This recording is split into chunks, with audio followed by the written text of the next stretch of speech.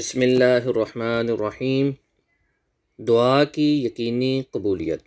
رسول اللہ صلی اللہ تعالیٰ علیہ وسلم نے فرمایا، جو شخص رات کو بیدار ہو کر یہ دعا پڑھے، لا الہ الا اللہ وحدہ لا شریک لہ لہ الملک ولہ الحمد وہو علی کل شیء قدیر، الحمد للہ وسبحان اللہ ولا الہ الا اللہ واللہ اکبر ولا حول ولا قوة الا باللہ۔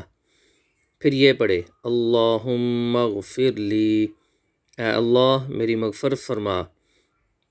یا کوئی دعا کرے تو اس کی دعا قبول ہوتی ہے۔